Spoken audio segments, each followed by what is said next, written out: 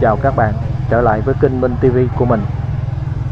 Hiện mình đang ở tại ngã tư Cạnh Đền, đoạn cầu treo Cạnh Đền, địa bàn của xã Ninh Thành Lợi, huyện Hồng Dân, tỉnh Bạc Liêu cũ, nay thuộc xã Ninh Thành Lợi của tỉnh Cà Mau.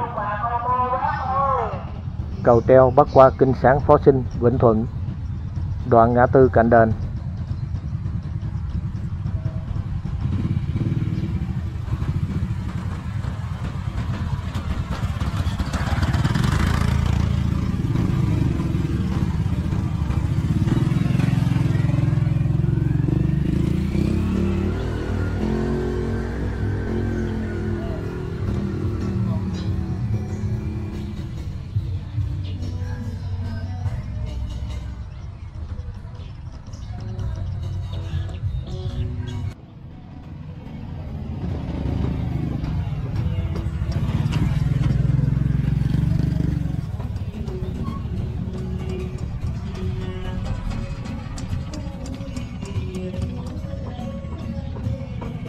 Hướng này về chợ Vĩnh Thuận.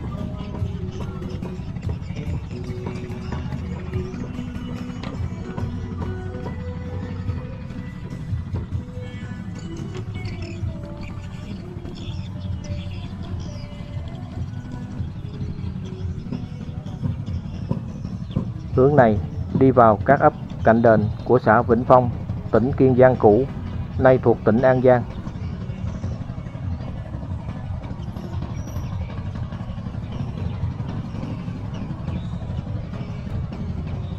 Hướng này về chợ Phó Sinh.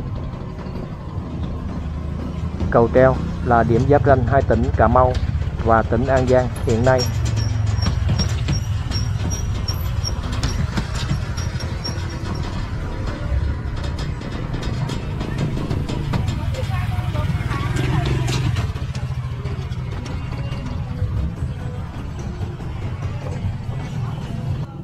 Qua cầu treo, bên này là địa bàn của xã Vĩnh Phong, tỉnh An Giang.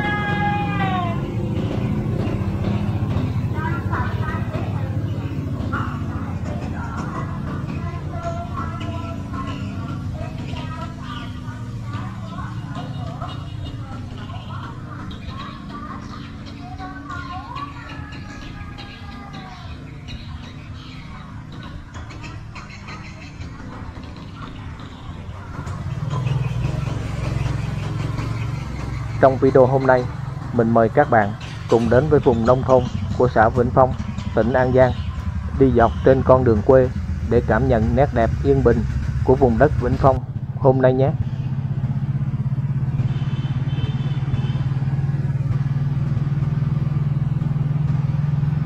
Hôm nay mình sẽ đi dọc trên tuyến đường lộ nông thôn, bắt đầu từ ngã tư Cạnh Đền, đi sâu vào địa bàn của các ấp Cạnh Đền 1, Cạnh Đền 2 và Cạnh Đền 3 thuộc xã Vĩnh Phong của tỉnh An Giang hiện nay. Trước đây, vùng đất này thuộc xã Vĩnh Phong, huyện Vĩnh Thuận, tỉnh Kiên Giang cũ.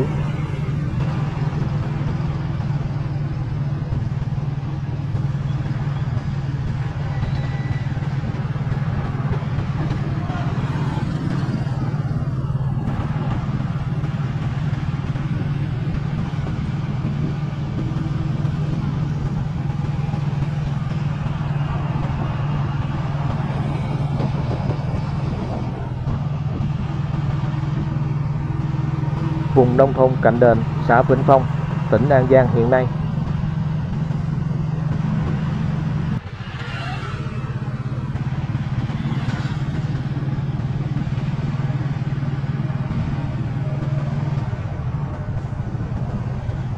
Cạnh Đền trước đây là vùng đất rộng lớn thuộc địa phận của tỉnh Kiên Giang cũ, gắn liền với huyện tích xứ Cạnh Đền, nằm trọn trong địa giới hành chính của xã Vĩnh Phong, huyện Vĩnh Thuận, tỉnh Kiên Giang cũ. Nay là xã Vĩnh Phong thuộc tỉnh An Giang, với 5 ấp là Cạnh Đền 1, Cạnh Đền 2, Cạnh Đền 3, Căn Cứ và ấp Thị Mỹ. Cạnh Đền hiện nay là địa bàn nằm giáp ranh hai tỉnh Cà Mau và An Giang.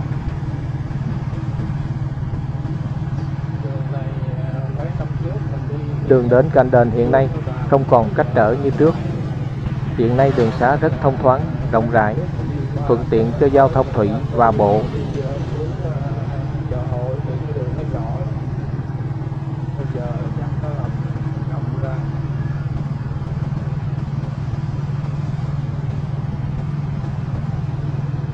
Hai ba năm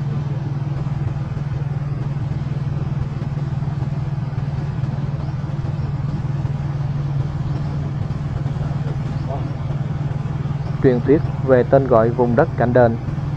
Theo lời kể của các vị bô lão sống lâu năm ở vùng đất này kể lại, vào thế kỷ thứ 18, vua Gia Long trên đường Bôn Tẩu vào Nam cùng vợ con và đoàn tùy tùng đi trên những chiếc thuyền và bị lạc vào vùng đất này. Lúc bấy giờ, vùng đất này rất hoang sơ, cây cối lau sậy âm u, thời tiết khắc nghiệt. Công chúa Ngọc Hạnh, con của vua Gia Long, trong thời gian ở đây bị bệnh nặng. Các lương y chữa trị nhưng không qua khỏi.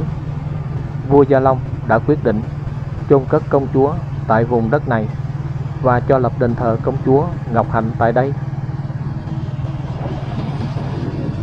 Sau khi vua Nguyễn Ánh rời đi, thời gian sau, cư dân đến đây sinh sống khai phá vùng đất này, thấy có ngôi đền thờ, người dân liền cất nhà sinh sống xung quanh ngôi đền Cạnh Đền. Từ đó địa danh Cạnh Đền được hình thành cho đến bây giờ.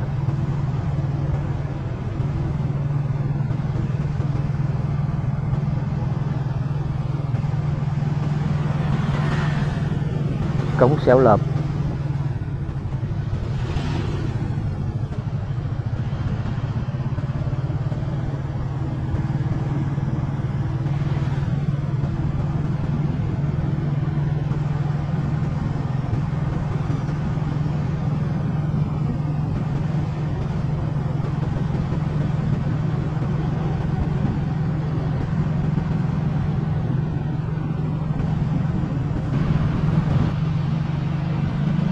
Ngày 1 tháng 7, 2025, xã Vĩnh Phong mới được thành lập từ sự hợp nhất của thị trấn Vĩnh Thuận, xã Phong Đông và xã Vĩnh Phong, thuộc huyện Vĩnh Thuận, tỉnh Kiên Giang cũ, nay thuộc xã Vĩnh Phong của tỉnh An Giang. Sự kiện này không chỉ thay đổi về địa giới mà còn mang lại cơ hội để xã Vĩnh Phong phát triển mạnh hơn, với quy mô lớn hơn. Xã Vĩnh Phong mới được kỳ vọng sẽ trở thành một trung tâm kinh tế xã hội năng động, góp phần nâng tầm vị thế của tỉnh An Giang.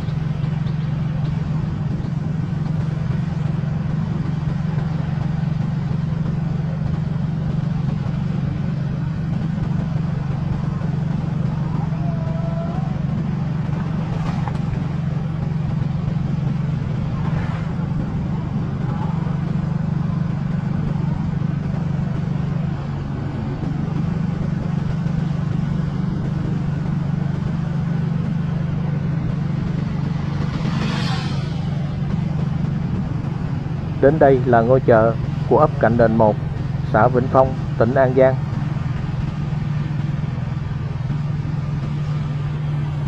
Vùng nông thôn của miền Tây, dọc trên những tuyến đường nông thôn, gần các ngã tư, trường học, dân cư sinh sống đông đúc, mở các quán tạp hóa, quán cà phê, buôn bán nhỏ. Dần dần hình thành những ngôi chợ nhỏ ven đường, phục vụ cho cư dân địa phương và khách đi đường.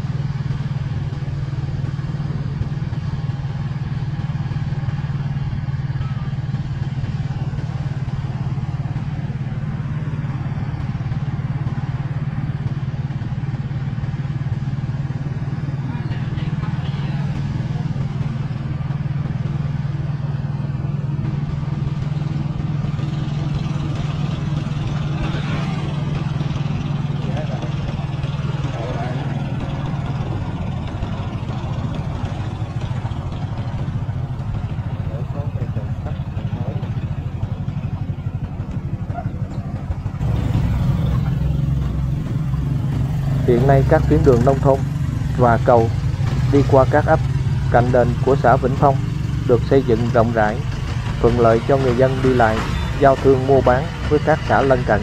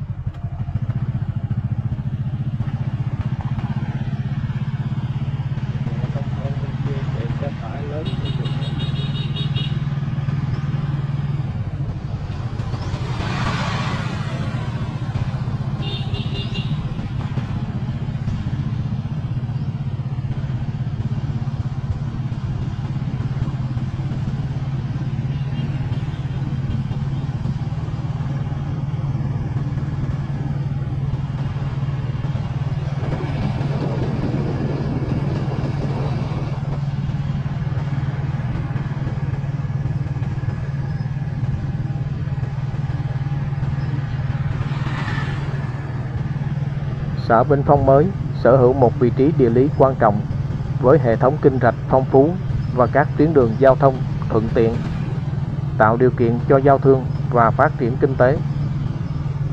Diện tích tự nhiên của xã được mở rộng đáng kể sau khi hợp nhất, bao gồm những vùng đất phù sa màu mỡ lý tưởng cho nông nghiệp và nuôi trồng thủy sản. Cộng đồng dân cư tại đây đa dạng, với sự giao thoa văn hóa từ các khu vực trước đây là thị trấn Vĩnh Thuận, xã Phong Đông và xã Vĩnh Phong.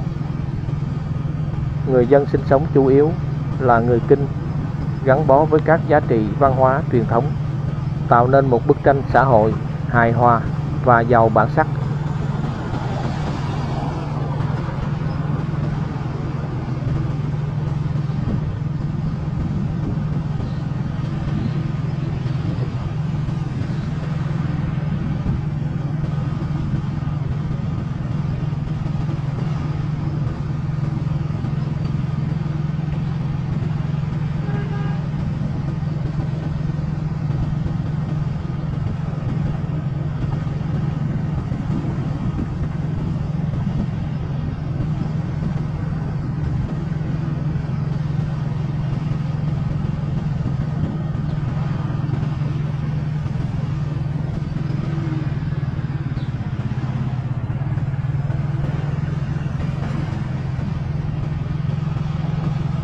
Hiện nay, xã Vĩnh Phong của tỉnh An Giang có hệ thống giao thông thủy và bộ phát triển, kết nối dễ dàng với các trung tâm kinh tế lớn của tỉnh An Giang.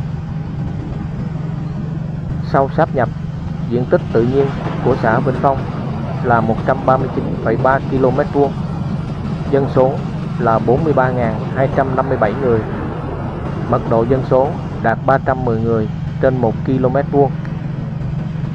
Quy mô này đáp ứng tiêu chuẩn của một xã mới, tạo điều kiện thuận lợi cho việc triển khai các dự án phát triển hạ tầng và dịch vụ công.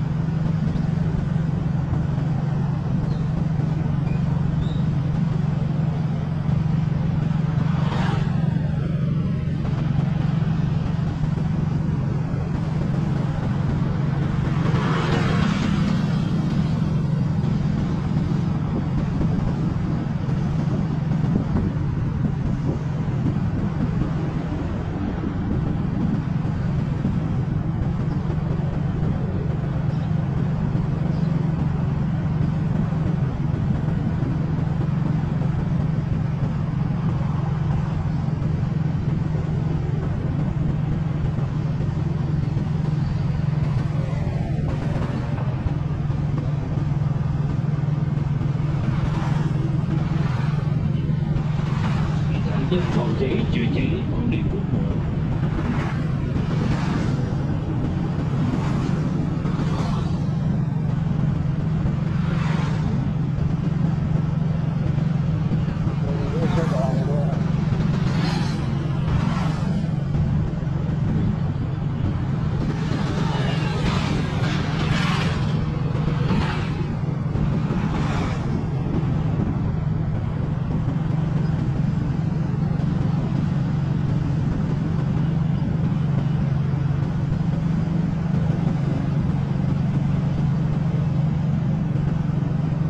Hết địa bàn của ấp Cạnh Đền 1 thì đến ấp Cạnh Đền 2 của xã Vĩnh Phong, tỉnh An Giang. Đến đoạn này, tuyến đường chạy sát con kênh. Phía dưới bờ kênh không có nhà người dân sinh sống. Đoạn này nhà cửa người dân sinh sống rất là thưa.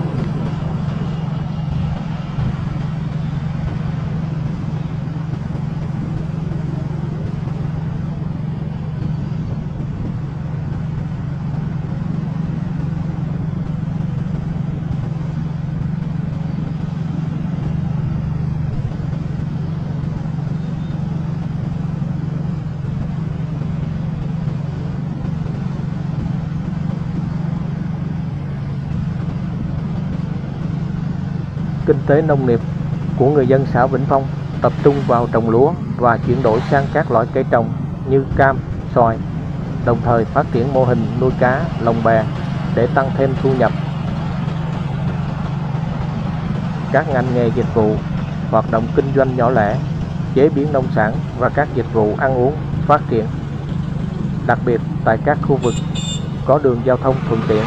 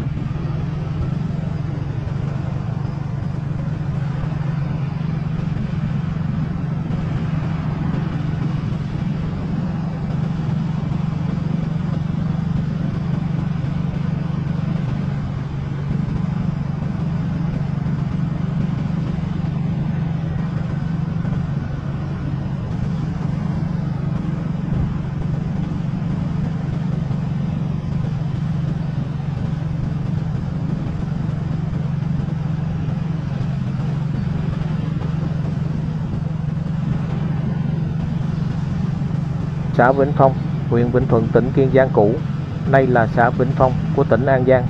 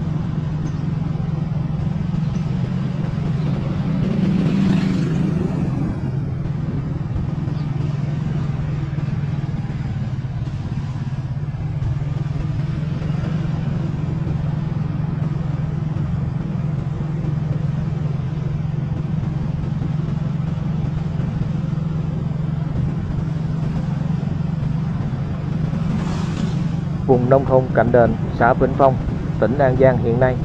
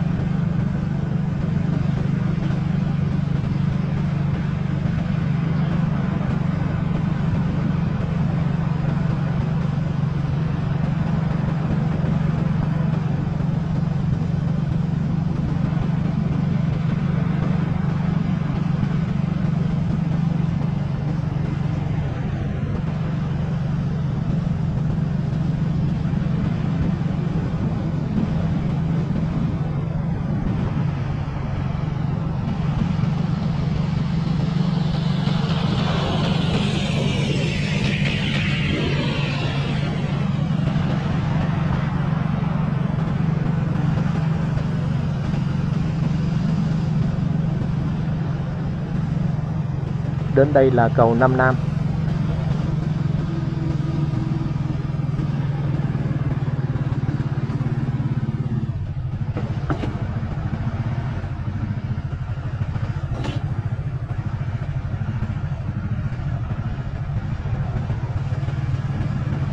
Qua cầu là đến địa bàn của ấp Cạnh Đền 3 của xã Vĩnh Phong, tỉnh An Giang.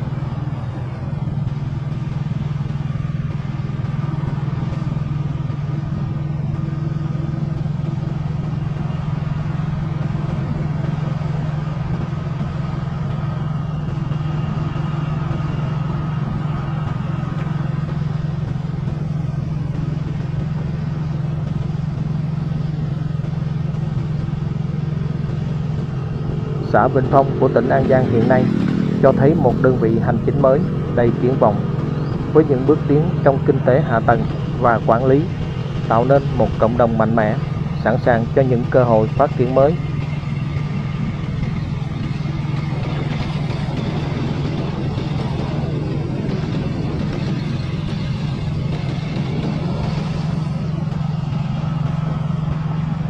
Xã Vĩnh Phong là cửa ngõ giao thương kết nối liên vùng của tỉnh An Giang, với tuyến cao tốc Cần Thơ - Cà Mau đi qua địa bàn của xã. Với lợi thế về tài nguyên cùng hệ thống hạ tầng thừa hưởng từ trung tâm của huyện Vĩnh Thuận, tỉnh Kiên Giang cũ, ngày càng được đầu tư hoàn thiện, xã Vĩnh Phong có điều kiện thuận lợi để phát triển thành trung tâm kinh tế động lực của vùng U Minh Thượng trong thời gian tới.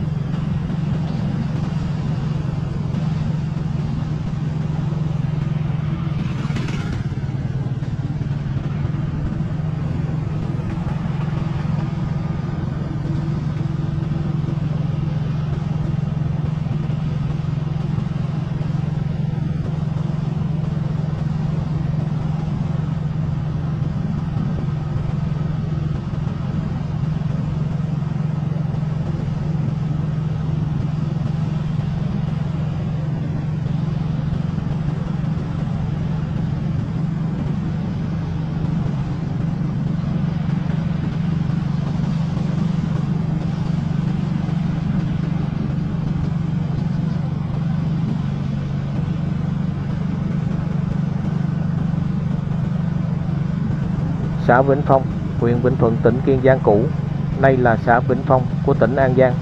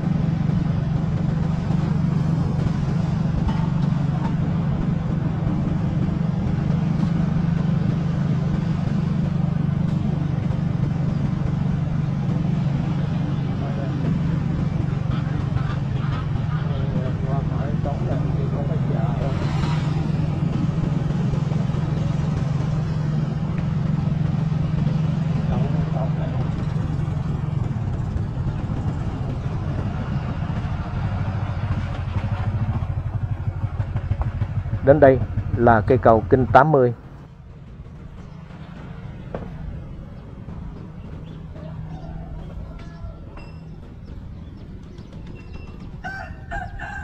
Khu chợ ấp Cạnh Đền Ba của xã Vĩnh Phong, nằm ven theo con kênh.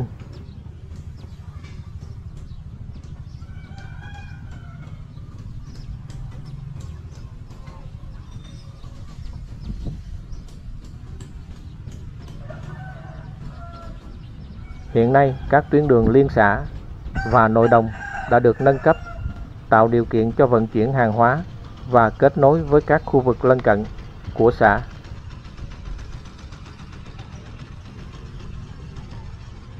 Dòng kênh ven theo tuyến đường mình vừa đi qua.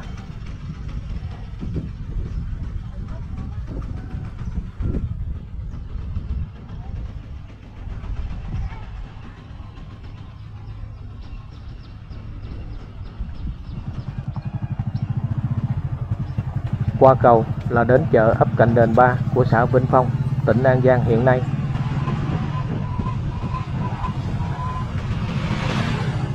Đây là khu chợ ấp Cạnh Đền Ba của xã Vĩnh Phong, nằm ven theo con kênh.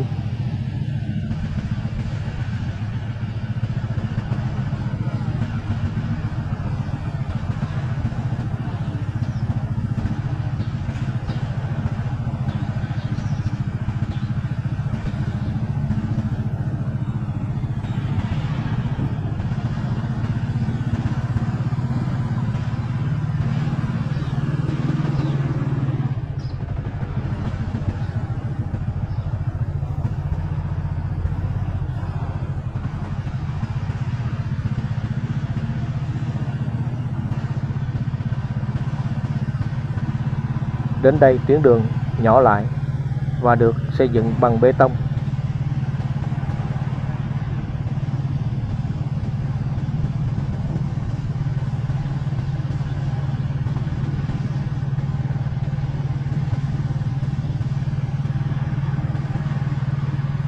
Vùng nông thôn Cạnh Đền, xã Vĩnh Phong, tỉnh An Giang hiện nay.